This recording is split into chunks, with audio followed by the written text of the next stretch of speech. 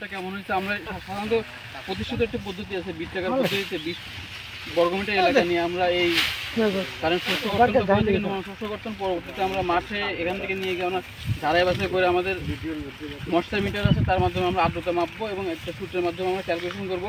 তো দেখা যাক আমাদের আজকের মাঠে এই জাতের ফলনটা কেমন পাওয়া যায়। ধন্যবাদ কৃষি অভিযান স্যারকে। আরেকটা স্যারের কাছে আমি একটা কথা শুনবো। তো যাক কৃষক আমি বলি,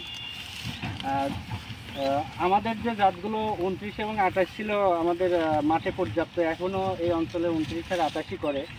তো এই ভিডিওর মাধ্যমে আমি কৃষক ভাইদের বলবো যে 29 এবং 28-এর পরিবর্তে যে আবার নতুন জাতগুলো বের হয়েছে 88 এবং 89, তারা যেন 88 এবং 89গুলো আবাদ করে, যাতে করে 29 এবং 89, 29 এবং 28-এর চেয়ে 89 এবং 88 ফলনও ভালো, আবার হচ্ছে পাকেও একটু 2-1 দিন আগে।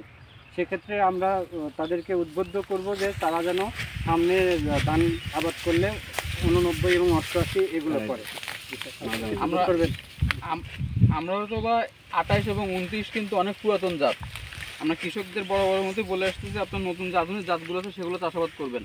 আমাদের আজকে শস্য কর্তনের আরেকটা উদ্দেশ্য হচ্ছে আমরা দুটো জাতের একটা পার্থক্য করব।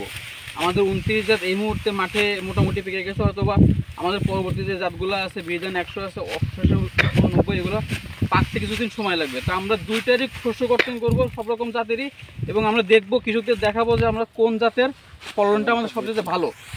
পরবর্তীতে যাতে কৃষক সচক্ষে দেখে তারা আত্মবিশ্বাসী হয় যে আমাদের নতুন জাতের আবাদ করতে হবে।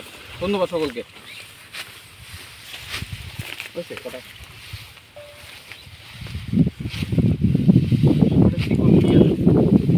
আমরা সবাই দাঁড়াই কাটনি উপজেলার বিভিন্ন মাছ ফসলের নমুনা শস্য কর্তন।